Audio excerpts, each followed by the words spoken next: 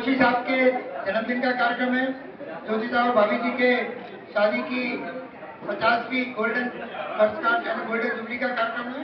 कृपया अपने अपने स्थान पर विराजें और आज के कार्यक्रम को खूब एंजॉय करें।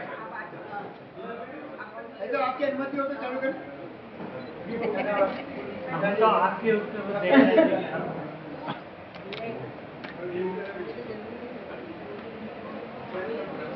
सबको नमस्कार। आप सभी का हार्दिक अभिनंदन, वंदन, स्वागत है और सत्कार है।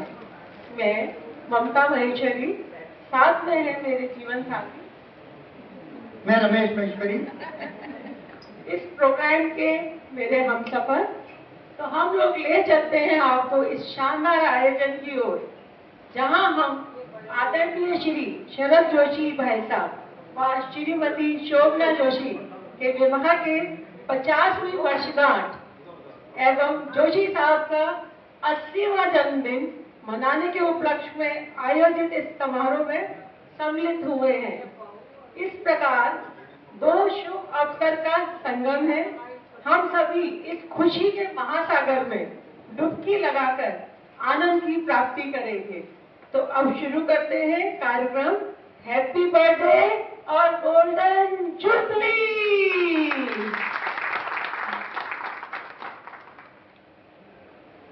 आज से 80 वर्ष पूर्व आज के ही दिन 12 अगस्त सन 44 को पूरे देश में जन्माष्टमी का त्योहार बड़े जोर शोर से मनाया गया। इसी दिन जोशी परिवार में कान्हा का अवतरण हुआ। शरद पूर्णिमा के चांद की सुंदरता और गोरे कृष्ण का नाम शरद रखा गया। शायद भूत के पांव पालने में देखे जाते हैं। जोशी परिवार को, जोशी माता पिता को ये एहसास हो गया होगा कि ये बालक बहुत ही सुशील है, सौम्य रहेगा आगे, इसलिए भी शायद उन्होंने शरद नाम उपयुक्त समझा होगा।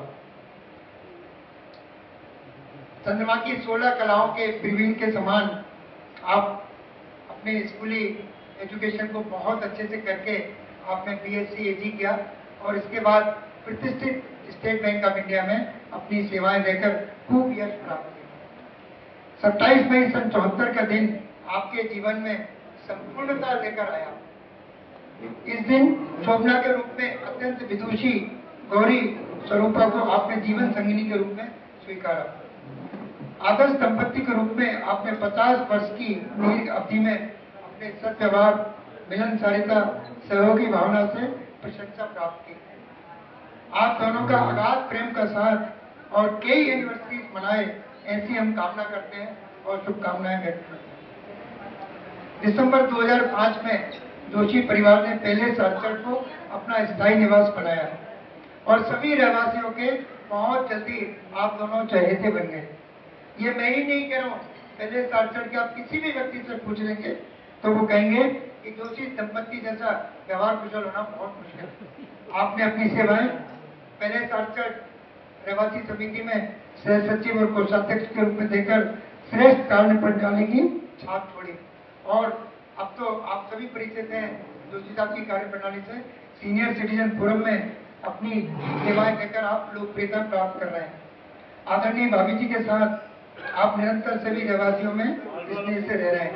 मैं आज के मुख्य आकर्षण श्री एवं श्रीमती जोशी साहब से निवेदन करूंगा कि वे स्टेज पर पधारकर कार्यक्रम की शोभा बढ़ाएं और इसके लिए मैं डॉक्टर रोहित और अर्पिता को बुलाऊंगा कि वे एस्कॉर्ट करके हमारे जोशी भाई साहब और भाभी जी को स्टेज पर लेकर आए।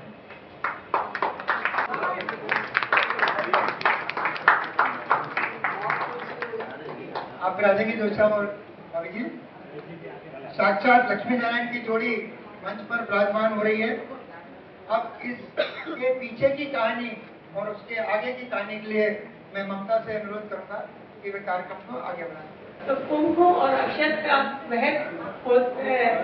होता है, इसलिए अर्पिता और रोहित जी उनके माथे पर तिलक व अक्षत लगा रहे हैं। तो ये हमारा बहुत ही शुभ काम है और शुभ काम में हमेशा गणेश जी को याद किया जाता है। तो मैं साथ में गजानन महाराज का एक गाना गाती हूँ। घर में पधारो गजानन जी, हमारे घर में पधारो, घर में पधारो गजानन जी, हमारे घर में पधारो, रिद्धि सिद्धि लेके आओ गणराजा, हमारे घर में पधारो, घर में पधारो गजानन जी, हमारे घर में पधारो, मंगल करना विघ्न को हरना, मंगल करना विघ्न को हरना, कारज शुभ कर जाना, हमारे घर में पधारो, घर में पधारो गजानन जी, हमारे घर में पधारो।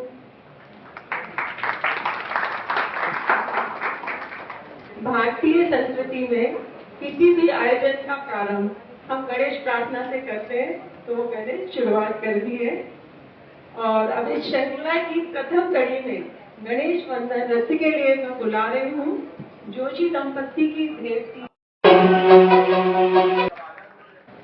रिद्धिमा की मनमोहक प्रस्तुति देखकर लगा कि गणपति बप्पा हमारे बीच में प्रकट ही हो गए।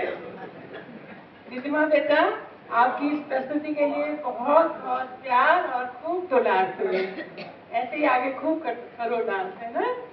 सन 1974 में 1974 के प्रारंभ में जोशी परिवार को पता लगा कि सकरगाय परिवार में 3 गुणवान सुंदर विदुषी पुत्रियां हैं। वो है साधना, शोभना और कल्पना। अब भाई साधना के ऊपर तो सराफ साहब की नजर पड़ गई, तो साधना जी को तो हमारे वैज्ञानिक पद्माकर सराफ ने ब्याह कर दिया। अब दूसरी पुत्री थी हमारी तो सकरगाय परिवार की शोभना। अब शोभना जी का प्रस्ताव, शोभना जी के पापा ने उनका प्रस्ताव जोशी परिवार को भेजा और जोशी परिवार ने उसे एक्सेप्ट कर दिया। लेकिन शरद को ये बात नहीं मालूम थी कि कोई मेरी बात चल रही है। शरद जो है मार्च की बात है, होली के समय की, वो इंदौर में पोस्टेड थे और इंदौर से वो कहाँ पर आ गए, हरदा आए अपने घर में और खूब रंग में खेल के लाल पीले हरे खूब होके और घर पहुंचे। और उनके पापा ने कहा कि अरे भाई, तुम्हें सकरगाय परिवार की लड़की देखने जाना है। अब तो शरद को जो है लगा अब क्या करना है, तो उनकी पसंद के ड्रेस का रंग क्या है, सफेद। उन्होंने तीनों पाल मंगवाया और जय जनार्दन तीनों पाल में अपनी जो है शर्ट पैंट बढ़िया सफेद कर ली।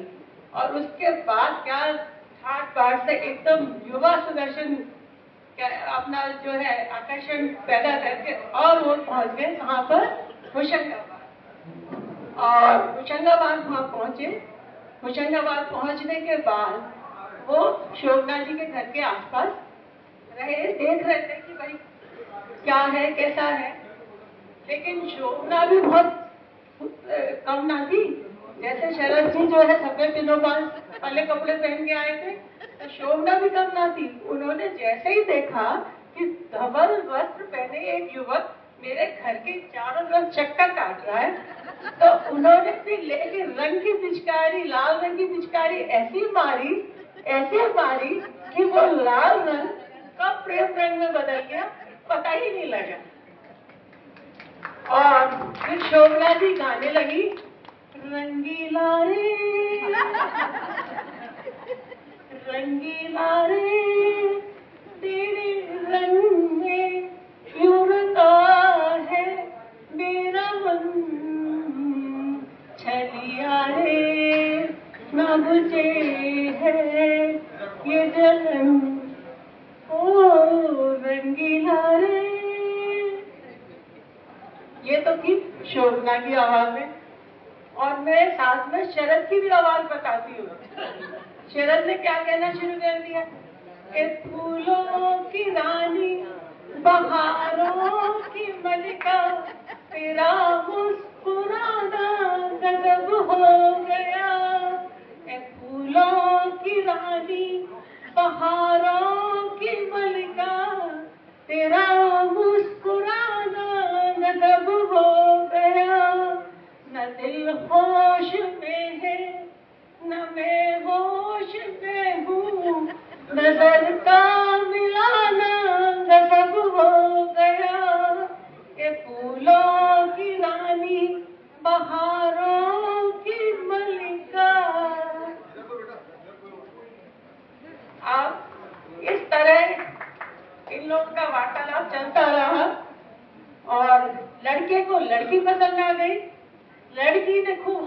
माला मिला दी।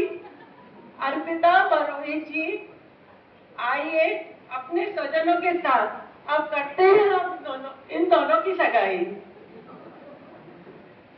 जब इतना सुंदर कार्यक्रम है कि सगाई का समारोह होने वाला है, उसके बाद देसी तेरा दिल ले गया, मोटी मोटी अखियों में आंसू दे गया, हो एक परदेसी मेरा दिल ले गया, मोटी मोटी अखियों में आंसू दे गया। तो ये तो हाल था हमारी शोभना का। अब उधर आप खाली शोभना एक ही तरफ, वो नहीं था कि एक ही तरफ याद की पीड़ा हो, दोनों तरफ ही याद की बहुत पीड़ा थी। उधर शरद जी एक्सपर्ट थे सीटी बजाने में, और सीटी में क्या गाने इन्होंने गाए हैं शोभना के लिए, और गाया इन्होंने, मेरे सपनों की रानी कब आएगी तू, मेरे सपनों की रानी कब आएगी तू, आई रुत मस्तानी कब आएगी तू, बीती जाए जिंदगानी कब आएगी तू, मेरे सपनों की रानी कब आएगी तू, चलिया तू चलिया। तो ये था हमारे दोनों शोभना और शरद का हाल। अब इनके माँ बाप देख रहे थे, दोनों तरफ से पेरेंट्स देख रहे थे कि हमारे बच्चे तो बहुत ही परेशान हैं। तो उन लोगों का दोनों का हाल देख के दोनों परिवारों ने तय कर दिया कि भाई अब जल्दी से शादी कर डालते हैं, चट मंगनी पट ब्याह हो जाएगा। तो इन लोगों की डेट तय कर दी 27 मई, मार्च में इन्होंने आपस में मिले और 27 मई उनकी शादी की तारीख तय हो गई। तो 27 मई 1974 में विवाह का शुभ दिन आ गया। दोनों परिणय संस्कार में बंधे, खूब धूमधाम से सारा कार्यक्रम संपन्न हुआ। अब वो यादें हमें आज याद कर रहे हैं, तो उस पल का आनंद हम आज हर्ष उल्लास से पुनः आज करेंगे। अरे अरे देखो, दरवाजे पर बारात आ गई, साथ ना गाओ जल्दी से थाली लाओ पूजा की, बारात आ गई, जल्दी करो भाई। अरे अरे अरे देखो मंगल गीत भी गाने, साथ ना जल्दी आओ। ओहो सारे लोग इकट्ठे हो जाओ भाई। अरे अरे देख बारात में क्या बाराती नाच रहे, क्या ट्विस्ट कर रहे हैं आजकल तेरे मेरे प्यार के चलते हैं जवान पर। ओहो देखो, अरे वाह, ओहो अब देखो घोड़ी में क्या सुंदर छवि वाला दूल्हा आया है, कितना सुंदर लग रहा है और शोभायमान हो रहा है। अब क्योंकि वो बनने जा रहा है शोभा का मान, इससे शोभायमान क्यों नहीं होगा भाई। उधर से हमारी दुल्हन लजाती सकुचाती और साथ में इठलाती भी आ रही है, और जयमाला हाथ में, अब उनके कार्यक्रम हमें जयमाला का करना है। तो अब हम लोग दोनों को, हाँ अब मैं आप सभी को आमंत्रित कर रही हूँ, जो भी बाराती बने और घराती बने, सब लोग आइए। ओ लाली फूल की मेहंदी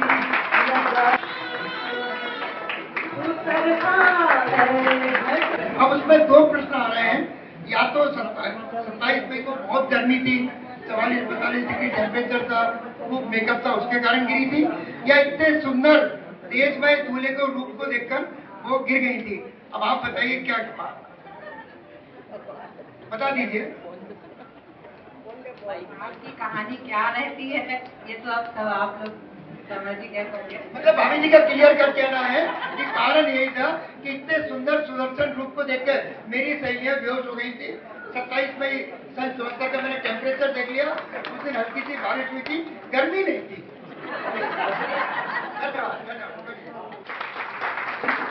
बहुत धन्यवाद आपको। और इसके बाद अचानक भाभी जी देखती क्या है कि भाई साहब ने टैक्सी रोकी और बोलते हैं उसे, ओ टैक्सी वाले भैया तू ले चल दादर की ओर, जहाँ पे रहती प्यारी मधुबाला चित्चोर। टैक्सी वाले भैया ले चल तू दादर की ओर, जहाँ पे रहती प्यारी मधुबाला चित्चोर।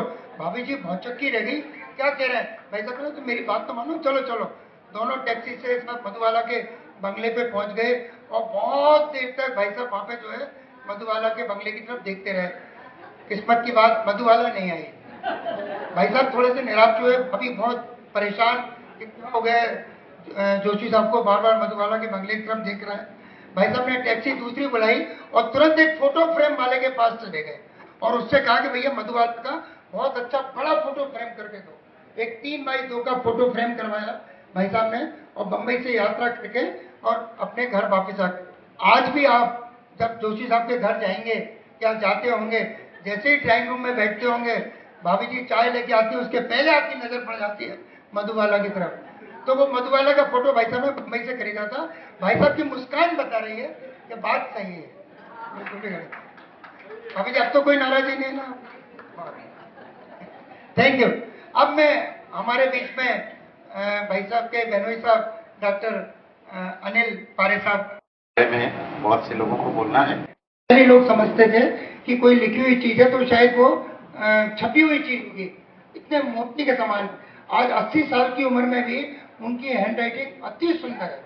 तो जोशी साहब निश्चय के सगाई और शादी के बीच में उन्होंने बैंक से फ्री होकर सैकड़ों पत्र लिखे हैं और वो एड्रेस हमेशा एक ही रहता था, ऊपर रहता था शोभना और जो भी रहता था होशंगाबाद वगैरह का लिफाफे में। और लिफाफे में 15 पैसे के टिकट में नहीं आता था क्योंकि वजन ज्यादा रहता था, तो 3 गुने पैसे लगते थे। क्योंकि जोशी साहब बैंक में थे, सब जानते थे, तो 45 पैसे या 60 पैसे में वो चिट्ठियां जाया करती थी। तो वो पत्र मुझे मालूम पड़ा है कि आपकी बहुत निजी धरोहर है। कुछ पब्लिकेशन वालों ने आपसे संपर्क किया और एक कोई भोपाल के मंजुल पब्लिकेशन है शायद, अरुण तिवारी जी जानते हैं उनको, उन्होंने आपसे संपर्क किया और उन्होंने कहा कि हम आपके पत्रों को प्रकाशित करना चाहते हैं पूर्ण मर्यादा के साथ। भाभी जी मैं एक चीज जानना चाहता हूँ कि जो पुस्तक निकलेगी उसमें से इन 3 में से कौन सा नाम आपने फाइनल किया है?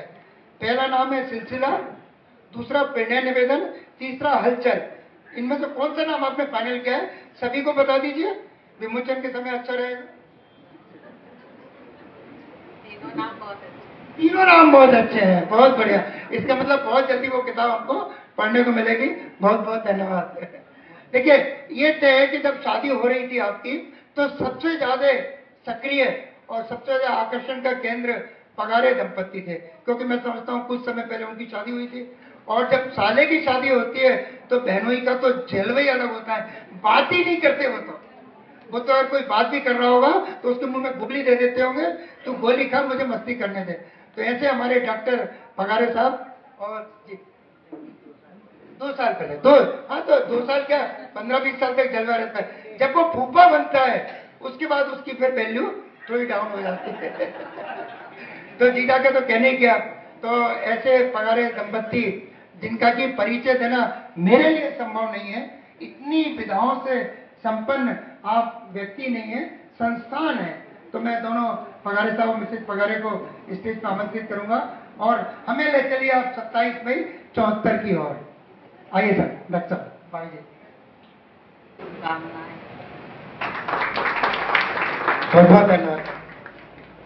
ऑफिस पहुंच जाया करते थे, शादी हुई, शादी के बाद भी बहुत रेगुलर रहे। अब आपको ये लगा भाई इतनी जल्दी निकल जाते हैं, इतनी देर से आते हैं। एक दिन आप बोली आज थोड़ा जल्दी आ जाना, तो भाई साहब बोलते हैं अरे बैंक ही नहीं जाते हैं, ऐसी क्या बात है। तो भाई साहब कई बार ऐसा हुआ, तो भाई साहब क्या करते थे, अपने चपरासी से तुरंत एक एप्लीकेशन भिजवा दिया करते थे to the regional manager State Bank of Indore या India Indore RM number 3, dear sir, respectfully I beg to say that I have been suffering from malaria, I have been suffering from Liberia and feeling very happy and very well. Kindly grant me CL for one day. Yours faithfully, Sharad Joshi, Manager, State Bank of India. तो भाभी जी ये बात सही है? अब आपके लिए मुझे सही बोलना पड़ेगा। और कई बार हुआ है ऐसा, बताते कई CL खत्म हो गए इस चक्कर में।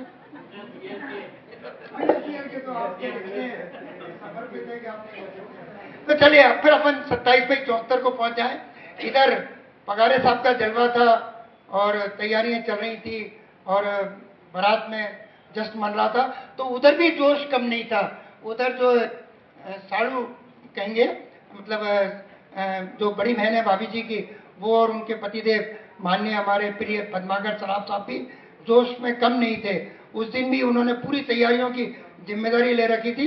तो उनसे ही सुनते हैं कि 27 मई 74 को उन्होंने क्या क्या ऑब्जर्व किया और पिछले 50 वर्षों से जोशी साहब के दोस्त हमें मालूम है। तो भाई साहब आपके अभी आपके साथ में बहुत बहुत धन्यवाद भाई साहब। और यंग रहने का एक बहुत बड़ा कारण मुझे लगता है कि वो हमेशा मुस्कुराते रहते हैं। तो उस मुस्कुराने के ऊपर से मैं भाभी जी से एक प्रश्न पूछने वाला हूँ कि वैसे तो भाभी जी मालूम है मैं कि भाई साहब बहुत सौम्य है, सरल है, कभी भी नाराज नहीं होते। कई बार आपसे भूल से मान लो शक्कर की जगह नमक भी डल गया और भाई साहब उसको उसी स्टेज से चाय पी गए, कभी नाराज नहीं हुए, हमें मालूम है। फिर भी लेकिन मान लो कभी किसी छोटी मोटी बात पे नाराज हो गए तो भाई साहब का रिस्पॉन्स क्या रहता है, वो आपसे जानना चाहता हूँ। 3 ऑप्शन है आपके पास में। पहला, सदा की तरह मौन रहते हैं, चुप रहते हैं। दूसरा, सॉरी कहकर बात को कहते हैं भाई खत्म करो, क्या फायदा नाराज हो गए। और तीसरा, मुस्कुरा देते हैं और जैसे ही मुस्कुराते हैं आप जो है बात को खत्म कर देती हैं। इन 3 में से कौन सी सही? सारे सवाल आप मेरे से ही करेंगे। देखिए जोशी साहब से कुछ भी पूछूंगा मैं, मुस्कुरा देंगे। भाई साहब किसी बात का शब्दों में मुझे मालूम है जवाब देने वाले नहीं है और वैसे भाई साहब मुस्कुराते रहते हैं, इसलिए भाई साहब से पूछ के, लेकिन आप हर चीज का जवाब दे रहे हैं, इसलिए मैं चाहता था कौन सा मुस्कुरा देते, ये जवाब सही निकला। ठीक है, तो बिल्कुल आपको बहुत बहुत धन्यवाद, आपने मेरे प्रश्नों का जवाब दिया। 10 वर्षों से सतत शरद और शोभना के लिए हर पल प्रेम सहयोग करती आई हैं श्रीमती साधना सराफ को मैं आमंत्रित करती हूँ एक मधुर गीत गाने के लिए। आपके लिए कहा जा सकता है, आसान होता है रिश्ता बनाना, आसान होता है रिश्ता बनाना, मुश्किल होता है उसे निभाना। मजबूत रिश्ते की आप मिसाल हैं, मजबूत रिश्ते की आप मिसाल हैं कि हर कोई चाहता है आपके जैसा बन जाना। आज धन्यवाद दीदी, धन्यवाद आपको बहुत बहुत। है ना कोकिला, तो आपकी आवाज मन को शांति और सुकून देने वाली है दीदी। आपकी कर्ण प्रिय स्वरों से हम लोग सभी धन्य हो गए। आपको बहुत बहुत धन्यवाद। जीवन के हर क्षण में आप पर ईश्वर अपना रखे हाथ, करे प्रार्थना जन्मों जन्मों तक बना रहे आपका साथ। हमारे सौभाग्य की बात है कि मध्य प्रदेश के सिटीजन फोरम के वरिष्ठ सदस्य, पर्यावरणविद, लेखक, चिंतक व योग गुरु श्री सुरेंद्र तिवारी जी हमारी कॉलोनी में निवास करते हैं। सुरेंद्र तिवारी जी, इन सभी विशेषताओं के साथ वह सुर सम्राट भी हैं। आज के कार्यक्रम में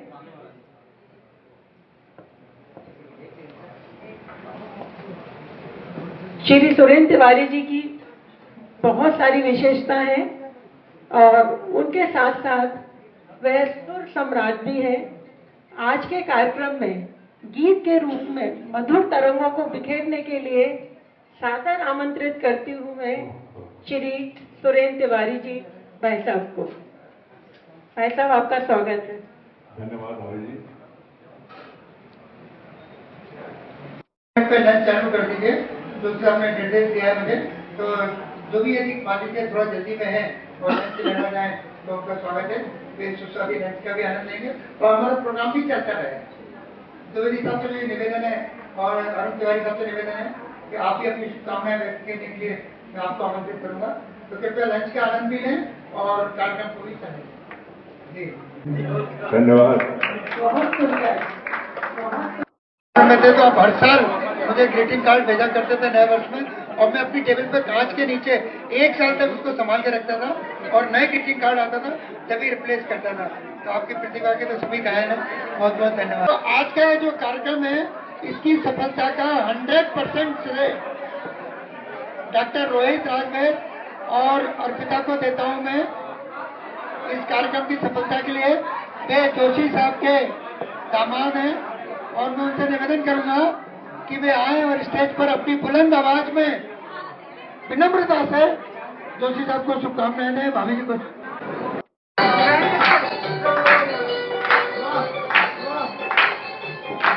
वाह वाह वाह।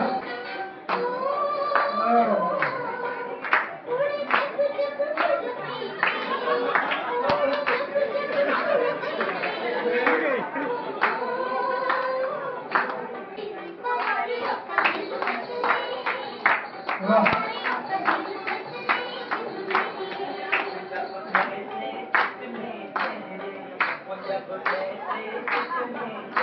गजब, गजब, गजब।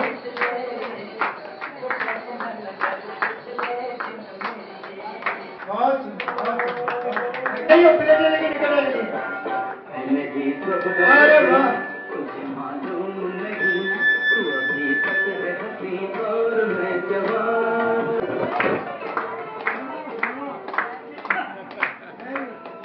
तीसरे गाने का।